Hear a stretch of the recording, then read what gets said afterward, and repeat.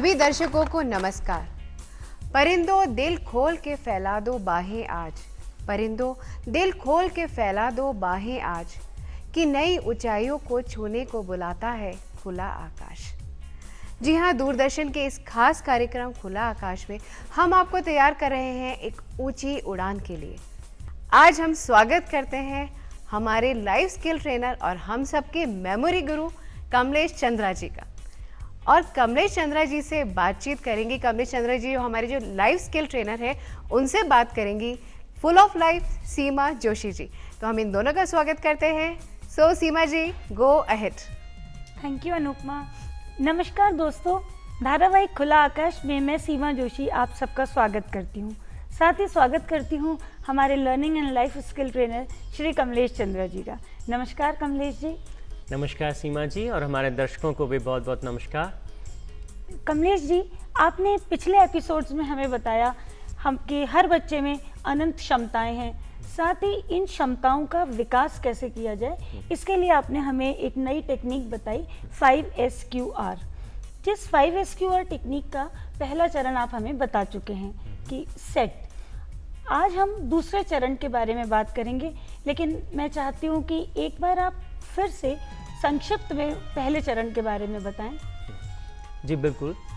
सबसे पहली बार जो सबसे पहला स्टेप है वहाँ हमने जाना कि पढ़ाई करने से पहले, कुछ भी चीज़ को याद करने से पहले हमें कुछ चीज़ों को तैयार कर लेना चाहिए और तय कर लेना चाहिए, जिसमें हमारा मन, सेट योर माइंड, मन को तैयार करना, फिर सेट योर ब्रेन, अपने मस्तिष्क को पढ़ाई के लिए तैयार करना, फिर अपने शरीर को पढ़ाई के लिए तैयार करना, और साथ ही साथ पढ़ते समय अपनी सारे ज्ञानेंद्रियों को काम में लेना। तो सारे के सारे सेंसर्स जब काम करने लगते हैं, बॉडी, ब्रेन और माइंड एक लय में काम करने लगते हैं, तो जो कुछ हम पढ़ते हैं वो सहजता से, सरलता से हमें याद होने लगता है। और साथ ही साथ सेट की प्रक्रिया में एक निश्चित स्थान पे बैठ कर के अगर हम पढ़ाई करें तो वो बहुत लाभदायक होता है। और साथ ही साथ अगर हम समय भी निश्चित कर सकें, तो हमने कई उदाहरणों से उसको समझा था कि एक निश्चित समय पर अगर रोज़ पढ़ाई शुरू करेंगे तो मस्तिष्क उस समय तैयार होगा और ज़्यादा से ज़्यादा सूचनाओं को आसानी से याद कर पाएगा। तो ये वो पहला चरण था, सेट का चरण। पहला चरण हुआ सेट। आज हम चाहते हैं कि हम डिटेल में दूसरे चरण के बारे में जानें कि दूसरा चरण है क्या। एक बार जब हमने इन आधारभूत चीज़ों को सेट कर लिया है तो फिर हम सिलेक्शन, जो दूसरा कदम है, उसकी तरफ बढ़ते हैं। और सिलेक्शन में 4 महत्वपूर्ण चीज़ें हैं।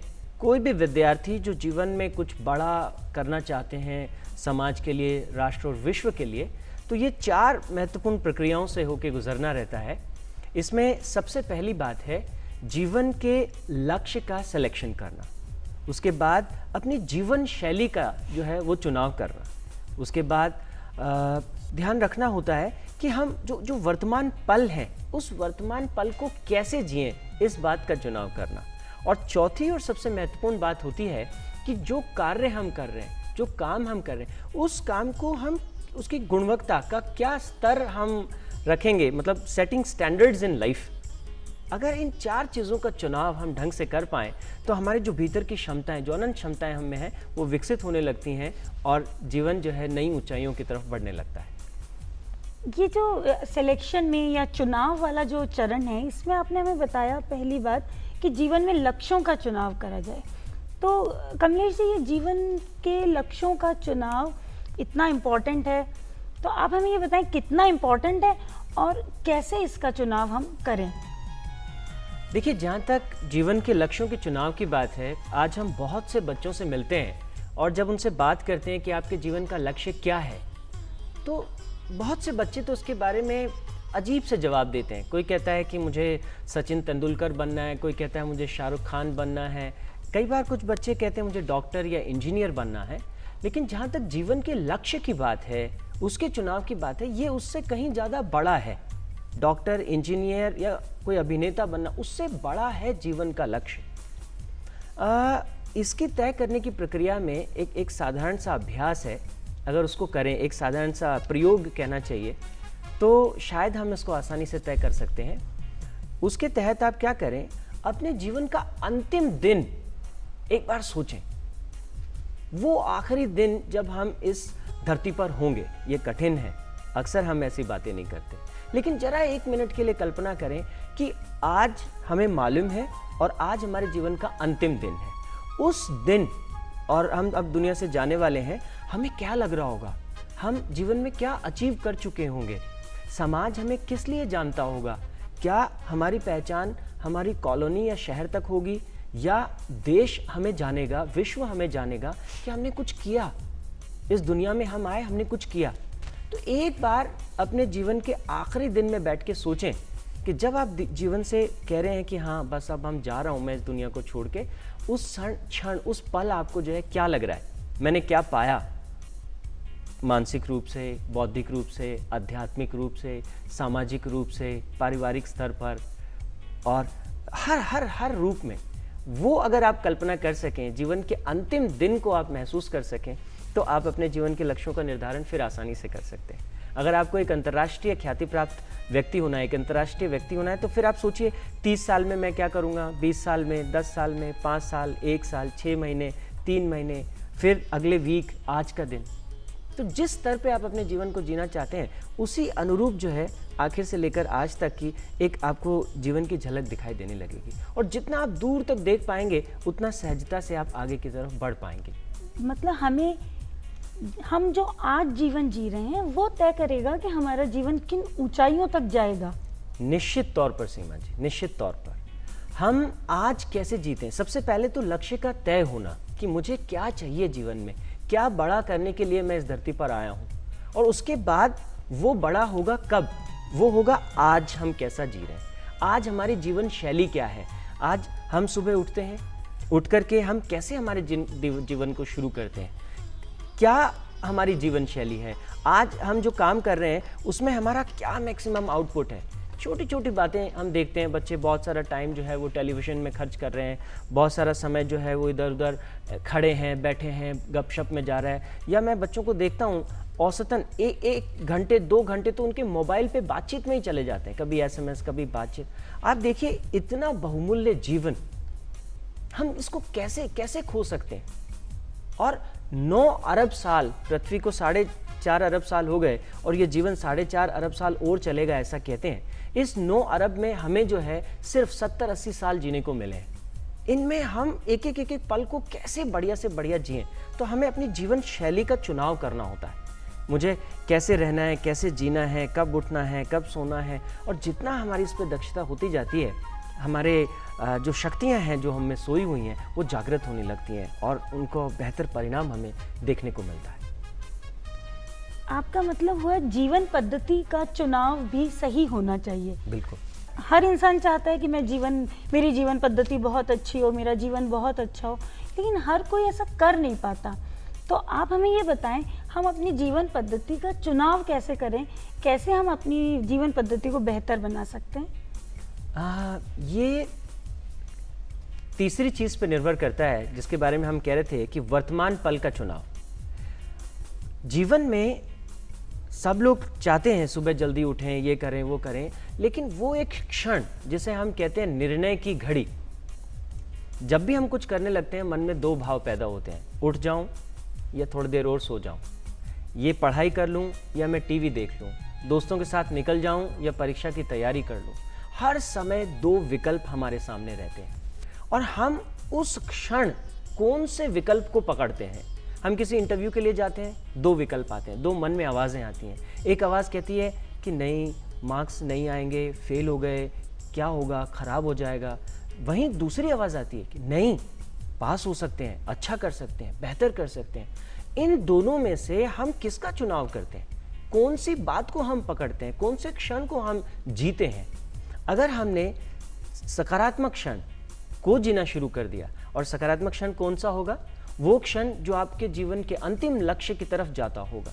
अगर उस क्षण के चुनाव को हमने पकड़ना शुरू कर दिया, उसे लेते चले गए, तो जीवन लगातार जो है बदलता चला जाएगा, सकारात्मक होता चला जाएगा और भीतरी शक्तियाँ विकसित होती चली जाएंगी। ये हुआ कि अगर हम जीवन पद्धति को इम्प्रूव कर लें तो हमारा जो कार्य करने का तरीका है, हमारा ऊर्जा स्तर है, कार्य करने का जो स्तर है, सब कुछ बढ़ जाएगा। निश्चित तौर पर सीमा जी, निश्चित तौर पर। आप देखिएगा कि जिस तरीके से जो हमने लक्ष्य जीवन के लिए तय किया है, उसी लक्ष्य के अनुरूप अगर हमारी जीवन शैली है और उस जीवन शैली के अनुरूप हम हर क्षण जो निर्णय ले रहे हैं वो निर्णय एक के बाद एक उसी जीवन शैली और उसी लक्ष्य की तरफ बढ़ने वाला है, तो आप देखेंगे कि जब भी कोई काम हमारे हाथ में आएगा, छोटे मोटे हर तरह के काम हम करते हैं, अगर तो हमें ये सोचा कि हमें एक साधारण जीवन जीना है, हम आ गए बस एक साधारण जीवन जीना है, तो आप देखिएगा साधारण जीवन शैली होगी। साधारण जीवन शैली होगी तो हम जो वर्तमान निर्णय लेंगे वो साधारण ही होगा, ठीक है थकान हो रही है मैं सो जाता हूँ, और उसके बाद जो हमारा काम है उसके ऊपर वही प्रभाव पड़ेगा। अगर कोई रिस्पॉन्सिबिलिटी हमें दी गई है तो उस रिस्पॉन्सिबिलिटी को हम साधारण तरीके से लेंगे, हाँ ठीक है हो जाएगा तो हो जाएगा, नहीं तो कल कर लेंगे। तो उस काम की जो गुणवत्ता है, जो भी काम हमें सौंपा गया है उसकी गुणवत्ता, उसका अगर हम ध्यान रखें, उसके स्तर का हम ध्यान रखें।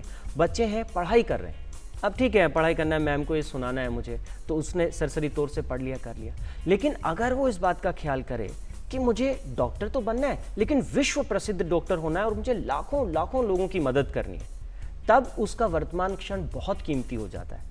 इस क्षण में जब वो पढ़ने बैठेगा तो उसे मालूम होगा कि इस क्षण में मुझे अपना बेस्ट देना है, मुझे पूरा ताकत लगानी है, और उससे क्या होगा कि उसके वर्तमान क्षण में जो कार्य का जो स्तर है, स्टैंडर्ड ऑफ हिज वर्क है, वो राइज करेगा, वो बढ़ेगा।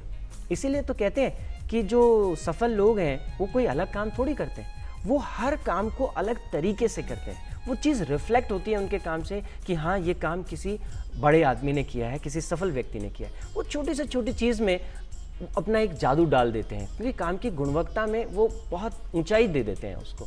तो अगर ये चारों चीज़ों का हम ध्यान रखें तो भीतरी शक्तियाँ तो जागने ही लगती हैं, साथ ही साथ जीवन में तरक्की और उन्नति के मार्ग खुलने लगते हैं। कमलेश जी, आपने बताया कि अगर हम सब चुनाव सही करते जाएंगे तो हमारे कार्य के स्तर भी उन्नत होता जाएगा। तो ये जो चुनाव की प्रक्रिया है, इसका बच्चों की पढ़ाई में क्या योगदान हो सकता है? बच्चों की पढ़ाई में रिजल्ट्स कैसे इम्प्रूव हो सकते हैं, उसके बारे में कुछ बताइए हमें। जी बिल्कुल सीमा जी, बहुत अच्छा सवाल आपने पूछा, और हमारे दर्शक बच्चे जो हैं वो सब इसको जानना चाहते होंगे। सिलेक्शन की प्रक्रिया में जब भी आप पढ़ाई करने बैठें, इससे पहले कि आप किताब खोल के अपना चैप्टर पढ़ने लगें, सबसे पहले तय करें मुझे कितनी देर में कितना पढ़ना है। इसका चुनाव बहुत महत्वपूर्ण है। सपोज आप 2 घंटे का पढ़ाई कर 2 घंटे की सेशन रखना चाहते हैं पढ़ने के लिए, उस 2 घंटे में आपको क्या पढ़ना है और कितना पढ़ना है, ये पहले से तय कर लें, समय और लक्ष्य। इससे क्या होगा कि आपने 2 घंटे में 2 तय किया, अगर तो आपने उसे कर दिया, वेरी गुड, आपको लगेगा कि ये मेरी क्षमता है, इतना मैं कर सकता हूँ। अगर आपने नहीं किया तो आपको अपनी वास्तविक क्षमता का अंदाज़ा हो जाएगा, और एक बार जब आपको अपनी वास्तविक क्षमता का अंदाज़ा हो जाता है तो उसके बाद लगातार आप उसमें इम्प्रूवमेंट कर सकते हैं। आपको पता होना चाहिए आप 1 मिनट में कितने शब्द पढ़ सकते हैं, या आप 10 मिनट में कितना याद कर सकते हैं, आधा घंटे में आप कितना लिख सकते हैं। अक्सर विद्यार्थी याद तो करते रहते हैं साल भर, लेकिन परीक्षा में 3 घंटे जब वो लिखने बैठते हैं तो उनको अंदाजा ही नहीं होता, आते हुए भी वो प्रश्न को लिख नहीं पाते, एग्जाम में वो छूट जाते हैं और उसके मार्क्स उनके कट जाते हैं। अगर तो साल भर उन्होंने पहले से ही सेलेक्ट किया होता, हाँ आधे घंटे में जरा लिख के देखता हूँ कितने पेज में भर सकता हूँ, आधे घंटे में पढ़ के देखता हूँ, तो ये पहले से तय कर लेना, चुनाव कर लेना, कितना पढ़ना है, कितनी देर में पढ़ना है, कितना लिखना है, कितनी देर में लिखना है। और अगर हम इस प्रक्रिया का अभ्यास करें तो हमारी मेमोरी, स्मरण शक्ति और अध्ययन में ये ज़बरदस्त जो है बदलाव ला सकती है। दोस्तों, कमलेश जी ने बहुत ही सुंदर बात कही है कि हमारा जीवन बहुत बहुमूल्य है, छोटा सा जीवन है, लेकिन इसमें हमें बहुत कुछ करना है। आज हमारे साथ स्टूडियो में है एक बहुत ही महान हस्ती, श्री पी.डी. भटनागर साहब, जो एक सामाजिक कार्यकर्ता हैं, सोशल रिफॉर्मर है, नासा में साइंटिस्ट रहे हुए हैं। तो आज हमारे लिए बहुत ही सौभाग्य की बात है कि हमारे बीच में हैं भटनागर साहब। आप जो दर्शक हमारा कार्यक्रम देख रहे हैं उन्हें क्या कहना चाहेंगे, उन्हें क्या संदेश देना चाहेंगे? कि आपने जो मेमोरी का प्रोग्राम पहले किया था, मैंने विदेशों में और यहाँ भी देखा है, उसमें बड़ा श्रेष्ठ प्रोग्राम है। और ऐसा लगता है कि जब इतनी क्षमता इतनी ज़्यादा बढ़ जाती है और बढ़ाई जा सकती है और उसे दिखाया है आपने, तो क्यों ना सब तक ये बात पहुँचे, और पहुँचने के लिए हम लोग कोशिश करें कि वो जो गरीब लोग हैं और जो अपने उनके सर्कमस्टेंसेस भी अच्छे नहीं हैं, उन तक अगर ये चीज़ पहुंचेगी तो वो ये जो हमारा गैप बढ़ रहा है अमीर गरीब का, ये कम हो पाएगा और उनको कॉन्फिडेंस भी बन पाएगा और उनके उद्देश्य जीवन के ऐसे छोटे मोटे नहीं बनेंगे। वो एक ऊंचा लक्ष्य है सुभाष चंद्र बोस जैसा, जिसमें दूसरों को फ़ायदा भी पहुँचे। एक बात मुझे बड़ी ज़रूरी याद आ रही है जो मैं कहे बिना नहीं रह पा रहा हूँ। एक हज़रत निज़ामुद्दीन औलिया का आपने नाम सुना होगा, स्टेशन भी इस नाम से दिल्ली में। उनका चांसेस थे कि वो किंग भी बन जाएं, बादशाह भी बन जाएं, लेकिन उनके दिल में यह था कि मेरा लक्ष्य क्या हो, खुदा मुझसे क्या चाहता है, मैं क्यों पैदा हुआ हूँ। तो इस सवाल का जवाब वह ढूंढते रहते थे। तो उनको एक बार जब बहुत ध्यान से वो सोचने लगे और खुदा से उन्होंने दुआ की कि मुझे बताओ कि मैं क्यों हूँ, तो उनको इल्हाम हुआ या ऐसा प्राप्त हुई, संदेश प्राप्त हुआ कि जब तक तुम दूसरों की भलाई की तरफ काम नहीं करोगे तब तक तुम्हें सेटिस्फेक्शन नहीं होगा। तुम्हें कुछ भी मिल जाए तो तुम अपना लक्ष्य ऐसा बनाओ कि जो कुछ भी तुम करते जाओ तुम्हारे ध्यान में ये रहे कि उससे हमारे परिवार को, हमारी समाज को, हमारे देश को, मानवता को क्या लाभ मिलेगा, तो तुम्हारा उद्देश्य और काम ठीक बनेंगे। तो ये मुझे हमेशा याद रहती है ये बात। बट टाइगर साहब, आपने बिल्कुल जो भी कुछ बोला है, खासतौर से हमारे यूथ के लिए, हमारी युवा पीढ़ी के लिए, कि जो लक्ष्य निर्धारित करें वो सिर्फ हमारे लिए नहीं हो, पूरे देश के लिए, पूरे समाज के लिए सोच के करें। आज हमारे साथ है शीला, जो यूथ को रिप्रेजेंट कर रही हैं। शीला ICWA की स्टूडेंट है। शीला, आपके जैसे और भी हमारी जो युवा पीढ़ी है जो अपने लक्ष्य की ओर अग्रसर है, अपने लक्ष्य को निर्धारित कर रही है और वहाँ तक पहुँचने का प्रयास कर रही है, आप क्या कहना चाहेंगे? क्योंकि आप लाइफ स्किल्स में ट्रेनिंग ले रही हैं, तो आप क्या कहना चाहेंगे? सबसे पहले तो ये है कि मैं पहले जब सर से मिलनी थी उनसे पहले मैं बहुत नेगेटिव सोचती थी। मेरे मन में ऐसा लगता था कि मेरा लक्ष्य निर्धारित है, लेकिन उस लक्ष्य को मैं कैसे प्राप्त करूं वो मुझे नहीं मिल पा रहा था, वो रास्ता मुझे नहीं मिल पा रहा था। लेकिन सर से मिलने के बाद मुझे ऐसा लगा कि हाँ, शायद इस सिस्टम से मैं उस लक्ष्य को प्राप्त कर सकती हूँ। वो पॉजिटिव थिंकिंग मेरे में डेवलप हुई और मैं उस रास्ते पे चल रही हूँ ताकि मेरा उद्देश्य, मेरा जीवन का लक्ष्य प्राप्त हो सके, मैं उसको पूरा कर सकूँ। दोस्तों, ये ज़िंदगी हमें इतनी छोटी सी और इतनी खूबसूरत ज़िंदगी मिली है, इसे हम जैसा चाहें अपनी इच्छा शक्ति से वैसा ही बना सकते हैं। अब जैसे जितना कुछ हम सीखते जा रहे हैं, हमारी उत्सुकता बढ़ती जा रही है और जाहिर है कि स्किल जो लर्न कर रहे हैं, मेमोराइजिंग और लर्निंग स्किल्स को लेके कुछ प्रॉब्लम्स भी हमारे सामने आ रही होंगी। तो दर्शकों, आगे आइए और पूछिए अपनी समस्याओं का समाधान। मैं अपने जीवन को लेकर कुछ कन्फ्यूजन सा हूँ कि मैं क्या करूँ क्या ना करूँ। इसके लिए सर आप समस्या से बाहर निकलने के लिए मुझे अपना बात बताएं कुछ। देखिए संदीप, ये लाखों बच्चों की समस्या है कि हम अपने जीवन में क्या करें, क्यों करें, कैसे करें, बहुत कठिन प्रतीत होता है। देखिए, मैं आपको एक साधारण सा इसका एक तरीका बताता हूँ। जब हमारे बड़े बुजुर्ग कहते थे कि जब भी हम दुनिया में आते हैं तो कहीं ना कहीं हमारी तकदीर लिखी होती है। ईश्वर हमारी तकदीर लिखते हैं, धर्मराज हमारी तकदीर लिखते हैं। एक पल के लिए कल्पना करिए कि वो जो आपकी फाइल है वो खो गई है, आपके जो भाग्य की फाइल है वो खो गई है और ईश्वर चाहते हैं कि आप जल्दी से किसी पेपर पे, कागज़ पे, पूरा किसी डायरी में आप क्या क्या जीवन में चाहते हैं, एक बार अपनी पूरी तकदीर को लिख डालिए। मैं ये चाहता हूँ, ऐसे चाहता हूँ और इसलिए चाहता हूँ। जो घटित आप अपने जीवन में देखना चाहते हैं होते हुए, उसे लिख डालिए। उसके बाद जब आपके पास बहुत सारी चीज़ें आ जाएंगी, तब एक एक चीज़ पर बैठ के मनन करें, चिंतन करें, क्या मेरे लिए सही है, क्या गलत है। एक बार जब सारी चीज़ें आप लिख डालेंगे तो आपका जो मन का जो कन्फ्यूजन है वो कम होगा। एक बार जब वो तय हो गया, फिर ज़रा सोचिए कि मैं अपने विकास पे तो काम करूँ ही करूँ, बल्कि जो मैंने कुछ लिखा है कि जैसे मैं अपने भाग्य को, जीवन को देखना चाहता हूँ, उसमें समाज और विश्व का हित कैसे छुपा हुआ है। तो किसी भी अपनी विशेषता, जो भी आपके अंदर विशेष गुण है, उस पर ध्यान रखते हुए वो विशेष गुण समाज और राष्ट्र के लिए हितकारी कैसे होता है, इस बात को ध्यान में रखते हुए सोचना शुरू करेंगे तो ये कन्फ्यूजन दूर हो जाएगा। डे बाई डे की जो लाइफ है उसमें मैं अपनी जीवन प्रणाली को कैसे सुधार सकता हूँ? इसके लिए एक छोटी सी तकनीक मैं आपको दूंगा। रोज़ रात को सोने से पहले अपने अगले दिन को विजुअलाइज करें।